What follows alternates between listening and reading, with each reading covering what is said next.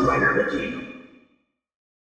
YouTube, Dawson Ryder here, and welcome to my best and worst of 2017. So, 2017 has been a pretty crazy year in lots of different forms, but we'll focus on all the good, well, I guess some bad things, but mainly entertainment stuff and stay away from any other world nonsense.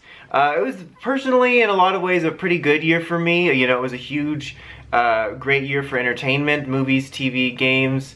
You know, reconnected with some old friends, and got rid of some bad ones, so at least on some personal levels it was good.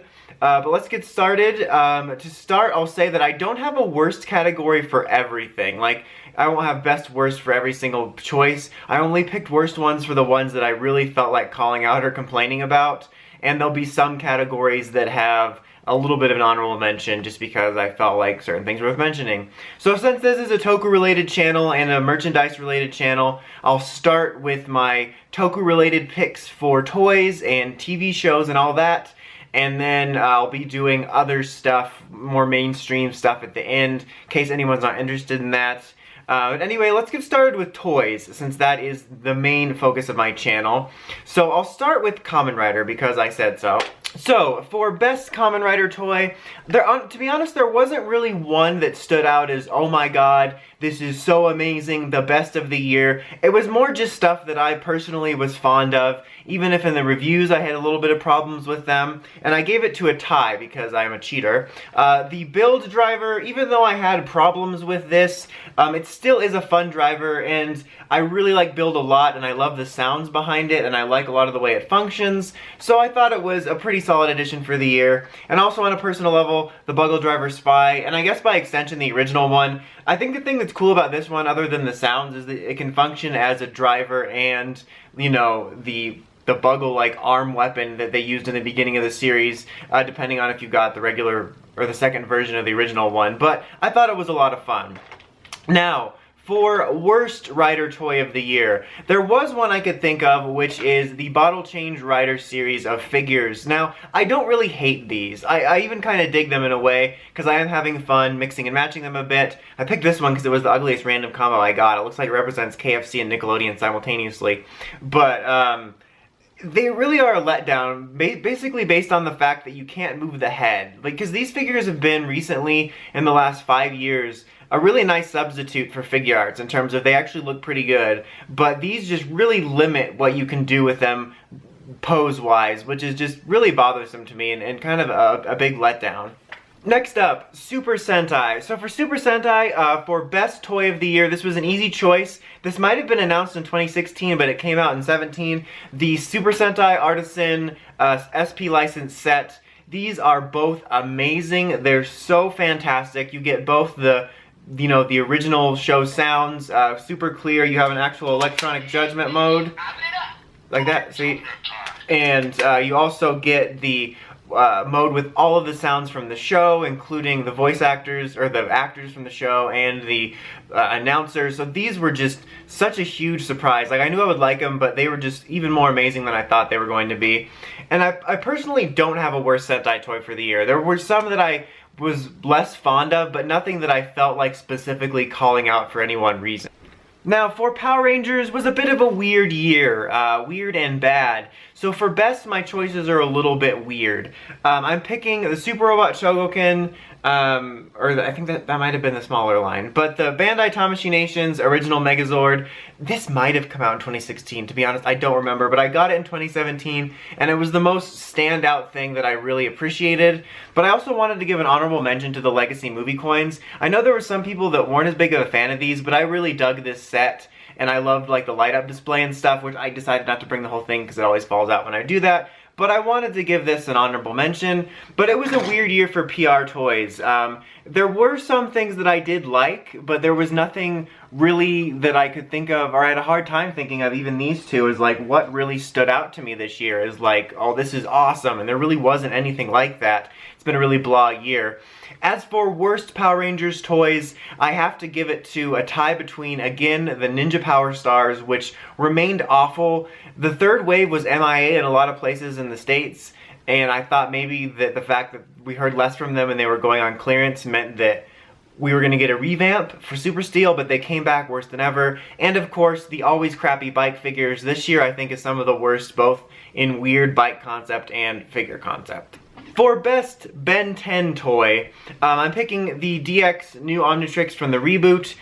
Basically the same reasons I said in my Holiday Buyer's Guide. It's got a ton of sounds. It's probably one of the best Omnitrixes we've gotten. I don't really have a worst Ben 10 toy. There were some things in the line that I wasn't as huge of a fan of, but again, nothing I felt needed to be called out on a specific reason. Okay, now on to Toku Entertainment. So, Best Toku of the Year. Full disclosure, I mainly only watch Sentai Rider and PR, obviously. I recently have been getting into Garo, but I'm only in the second series, so I can't really speak to that. Same thing with Ultraman. I've been dipping my toe into that a little bit, but I haven't seen much of the very recent stuff. So maybe next year I'll be qualified to add those to my nominations or considerations, but for this year, it was kind of hard actually, because compared to last year where I was much more negative, this year there was a lot of Toku I enjoyed. X-Aid really won me back over, Build has been amazing, but I had to give Toku of the Year to Uchu Sentai Q Ranger. And the reason, other than just me enjoying Q Ranger, that I didn't give it to Build is because Build is going to run its majority into next year. So it has its shot next year, whereas Q Ranger will only run a few weeks into next year.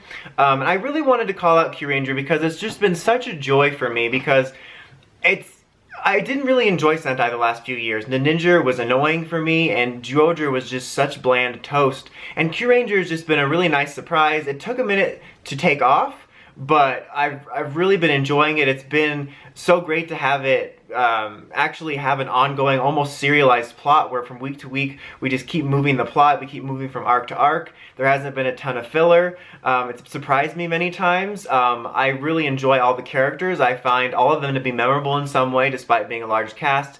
It's just been really a huge joy. And I could argue that Build's probably a little bit better narratively even so far, but the fact that Q Ranger aired its majority this year and it's really brought me back into enjoying Sentai, I had to give it to that.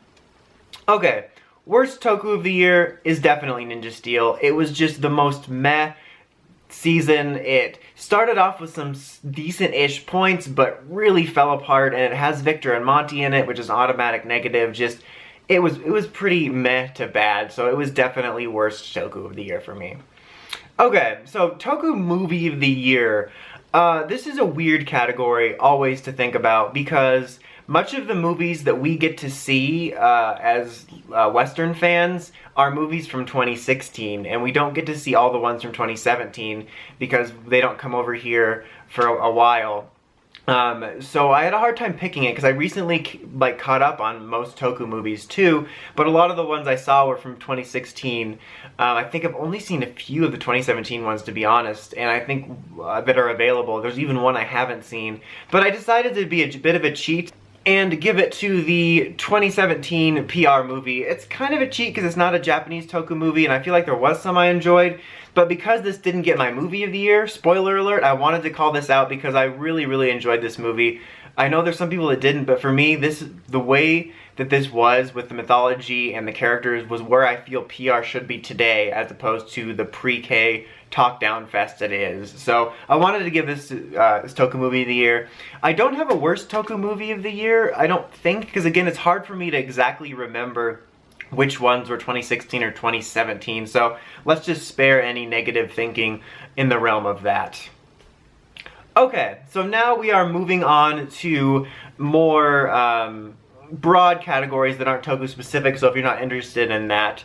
So let's start with a pretty basic one, which is Movie of the Year, and this was a pretty big year for movies, and full disclosure, the main movies I see that come out in any given year are superhero or Star Wars movies. I do see other movies, but I usually wait for them to hit the movie channels or rental or something. Rental isn't even a thing anymore, but you know what I mean. Basically, I wait for other means because the only reason I'll go out to a theater is to see a new superhero movie or to see a Star Wars movie. So that's my main pool. So my movie of the year was Star Wars: The Last Jedi. I wasn't sure it was going to be that after my first viewing, but I was after my second. I won't give away too many spoilers because Star Wars is the only thing that I am not going to be a douche about spoiling, because I think people are kind of too sensitive about spoilers now. But Star Wars, I think, especially with the new movies, is something beautiful to go into non-spoiled. I'll just say I thought it was really great. It subverted some expectations. There were some things I didn't agree with, but it was really a cool film with a lot of neat concepts, and it was really beautifully shot as well, I thought. I won't go into too much more detail. I even thought about doing a review on it, but I really, really enjoyed it, and I just love Star Wars, and yeah, I'll just leave it at that. I don't have a worst movie of the year because, again, all the movies I saw were kind of a limited pool of those genres, and none of them I really disliked enough to say was the worst movie of the year. I do have a runner-up, which was kind of a surprise for me, which was Thor Ragnarok, especially in the year Spider-Man came out because I loved the new Spider-Man movie. And Thor Ragnarok, I was kind of excited to see. I assumed I would like it, but I didn't think I would like it that much. I know the word fun is kind of overused when it comes to Marvel movies, but it really was just probably the most fun I've had at the movies this year, and it was so funny. But I didn't think it was just that. I thought it was really cool the way they used the world and like decided to take Thor and do an actual space story, and I like the stuff they did with the characters. I thought it was just a really fantastic Marvel movie, and I didn't expect to love it as much as I did. Okay, now on to the TV category. I have sort of a subcategory on this, and this is going to be kind of weird stuff to talk about on this channel, but TV show of the year. For me, it was Twin Peaks: The Return. I know this says the limited event series, but it was titled Twin Peaks: The Return. I love Twin Peaks. It's one of my favorite things, probably one of my overall all-time favorite shows. And The Return is one of the best revival series I've ever seen because it got to fully commit to their vision, which I love, especially so many things nowadays, especially superhero movies, what I was just talking about, has so much meddling and trying to please the audience and changing things midway through and before and after and constant nonsense and nostalgia pandering. And I love that this got to be exactly what it wanted to be. The nostalgic moments were that much more meaningful because they were more few and far between, and it had some of the most innovative and thought-provoking television I've ever seen. I still think about the ending and stuff from episode 8 to this day. It was just amazing. Close runner-up for me is Better Call Saul. I feel like this always gets forgotten because it's in the spring, but if you love Breaking Bad, Better Call Saul I think is just as good. And I actually personally like it a little bit better than Breaking Bad. And I knew I would like it, but I never thought I would like it this much. And I love Better Call Saul a lot.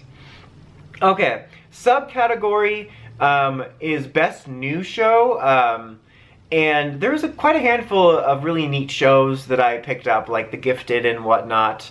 But one stood out for me, which was The Orville, which I thought was just going to be kind of a Galaxy Quest-esque Star Wars parody. But it's Star Trek parody. Star Wars is on my mind. But it's so much more than that. It actually has, like, kind of episodes that make you think like Star Trek. It's kind of like, I sort of describe it, which might make some people mad, but like a Star Trek with real people, because it has actual cool sci-fi plots, but the characters have more realistic dialogue. I mean, there is some over-the-top jokes that don't land for me, but like just the way they talk to each other and some of the jokes, or the fact that they would watch like Seinfeld in an episode, I don't know, it just feels much more relatable. It's kind of like if instead of having an extraordinary crew like you have on some of the Star Trek shows, you have more of a flawed group of humans, and it took me by surprise how much I loved that show. Okay, worst show, this is both simultaneously worst show of the year and worst new show, which was The Inhumans. I was kind of looking forward to this because I actually find the mythology behind the Inhumans to be interesting, but man, this was bad. I don't think it was as unwatchable as people made it seem, but it was pretty bad. Mainly, it was so dry and boring, and the characters were so unlikable. You had Maximus, who was basically his character from Game of Thrones, toned down, who had this opportunity to be this cool anti-hero with he was actually making good points, but he just became a sniveling, monologuing villain. But the main problem was the heroes, who were just these like elitist people from this monarchy that stubbornly held on to like a caste slavery system, but they wanted us to feel bad for them, but I didn't think they should be in power. And it wasn't until the end that one of the characters was like, wow, we might be trash, and that was like the second to last episode. And so it was pretty bad, and it's a shame. It was bad. Okay, so on to the last category, which is going to be Game of the Year. This was one of the biggest years for gaming. Lots of really awesome games. It was really hard to decide what my personal game of the year is, but at the end of the day I had to give it to Mario Odyssey. This was probably the most fun I had this year. I thought it was really innovative. Like, so many of the levels were so creative. There was a surprise around every corner. It was just so good. I think it's so much more deserving than Breath of the Wild. Breath of the Wild, for me, it wasn't a bad game. It's just, it's doing things that open world games have been doing for 10 plus years and getting praise for it, and it took out clever dungeons and what items, and I just had more problems with it than some people. I don't think it was bad by any means, but I think this was so much more of a breath of fresh air and so much more innovative and fun. Alright, so that is it for my best of the year picks.